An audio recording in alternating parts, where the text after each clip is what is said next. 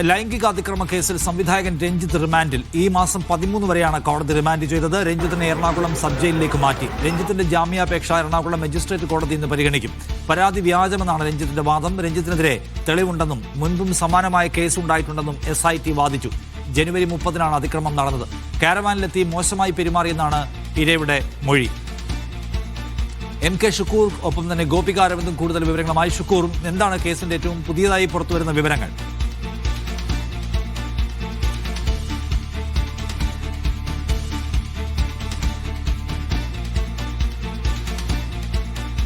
ഷുക്കൂറെ, കേൾക്കാമോ? ഞാൻ ചോദിക്കുന്നത് എന്താണ് പുതിയ അപ്ഡേറ്റ്സ് എന്നാണ് ഈ കേസിന്റെ? യുവനടിയെ ലൈംഗികമായി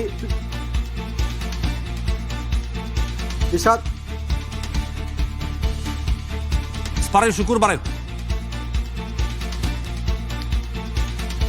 സിനിമ സെറ്റിൽ യുവനടിയെ ലൈംഗികമായി പീഡിപ്പിക്കാൻ ശ്രമിച്ചു എന്നുള്ളതാണ് രഞ്ജിത്തിനെതിരെയുള്ള കേസ്.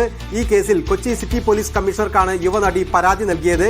ഈ പരാതി പിന്നീട് കൊച്ചി DCP അശ്വതി ജിജിയുടെ നേതൃത്വത്തിലുള്ള ഒരു SIT പ്രാഥമികമായ ഒരു അന്വേഷണം നടത്തി. അതിൽ ഈ പരാതിയിൽ കഴമ്പുണ്ടെന്ന് കണ്ടെത്തിയതിന്റെ അടിസ്ഥാനത്തിലാണ് രഞ്ജിത്തിനെ ഇന്നലെ രാത്രി ഇടുക്കിയിൽ വെച്ച് വാഹനം തടഞ്ഞ് പിടികൂടിയത്. അവിടെ നിന്നും രാത്രിയോടുകൂടി എറണാകുളത്തെ ജനറൽ ആശുപത്രിയിലെത്തി വൈദ്യപരിശോധനയ്ക്ക് വിധേയമാക്കി.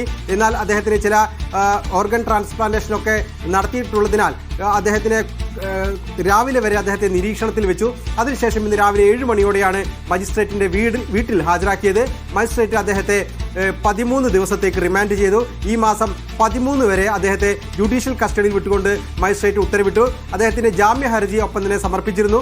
ഈ ജാമ്യ ഹർജിയിൽ പ്രാഥമികമായ ഒരു വാദം മാത്രമേ കേട്ടുള്ളൂ. പിന്നീട് ഈ റിമാൻഡിന് ശേഷം അദ്ദേഹം ഇന്ന് കോടതിയിൽ തന്നെ ഈ ജാമ്യ ഹർജിയിൽ വാദം കേൾക്കാമെന്ന് പറഞ്ഞു. അങ്ങനെയെങ്കിൽ ഇന്ന് 11 മണിക്ക് ശേഷം എറണാകുളം മജിസ്ട്രേറ്റ് കോടതിയിൽ രഞ്ജിത്തിന്റെ ജാമ്യ ഹർജിയിൽ വാദം കേൾക്കും. SIT ഇത് സംബന്ധിച്ച് കോടതിയിൽ നൽകിയ പ്രധാനപ്പെട്ട റിപ്പോർട്ടുകളിൽ പറയുന്നത് ഇത് വളരെ ബോധപൂർവം തന്നെ രഞ്ജിത്ത് ആസൂത്രണം ചെയ്ത് നടപ്പാക്കിയ ഒരു പീഡനമാണ് എന്ന രീതിയിലാണ് പറയുന്നത്. ഒപ്പം തന്നെ ഈ പരാതിയിൽ കഴമ്പുണ്ട്, ഇത് കെട്ടിച്ചമച്ചതാണെന്ന രഞ്ജിത്തിന്റെ ആരോപണത്തിൽ ന്യായമില്ല. കാരണം നേരത്തെയും സമാനമായ രീതിയിലുള്ള കുറ്റകൃത്യങ്ങൾ രഞ്ജിത്ത് പങ്കാളിയായിട്ടുണ്ട്. അദ്ദേഹത്തിനെതിരെ കേസുണ്ട് എന്നുള്ളതാണ് പ്രോസിക്യൂഷന്റെ പ്രധാനപ്പെട്ട വാദം. മറ്റൊന്ന്, ഇന്ന് ഈ ജാമ്യ ഹർജി പരിഗണിക്കുമ്പോൾ രഞ്ജിത്തിന്റെ അഭിഭാഷകർ പ്രധാനമായും ഉന്നയിക്കുക അദ്ദേഹത്തിന് ആരോഗ്യ പ്രശ്നങ്ങളുണ്ട് എന്നുള്ളത് തന്നെയാണ്. അദ്ദേഹത്തിന്റെ ആരോഗ്യ പ്രശ്നം പോലീസും അതുപോലെ തന്നെ കോടതി ഗൗരവമായി തന്നെ കാണുന്നുണ്ട്. പോലീസ് തന്നെ അത്തരത്തിൽ ഗൗരവമായി കണ്ടതുകൊണ്ടാണ് ഇന്നലെ എറണാകുളം ജനറൽ ആശുപത്രിയിൽ ഇത്രയും സമയം അദ്ദേഹത്തെ നിരീക്ഷണത്തിലാക്കിയത്. രാത്രി 1 മണിയോടുകൂടി എത്തിയ അദ്ദേഹത്തെ പുലർച്ചെ രാവിലെ 7 മണി വരെ എറണാകുളം ജനറൽ ആശുപത്രിയിൽ വിവിധ പരിശോധനകൾ വിധേയമാക്കി. അദ്ദേഹത്തിന്റെ അവയവ മാറ്റം അടക്കമുള്ള കാര്യങ്ങളിൽ വിശദ പരിശോധന നടത്തി. ഈ കാര്യങ്ങളെല്ലാം ഉന്നയിച്ചുകൊണ്ട് തന്നെയായിരിക്കും ഇന്നിപ്പോൾ മജിസ്ട്രേറ്റ് കോടതിയിൽ അദ്ദേഹത്തിന്റെ ജാമ്യ ഹർജിയിൽ പ്രധാനപ്പെട്ട വാദമായി ഉന്നയിക്കപ്പെടുക.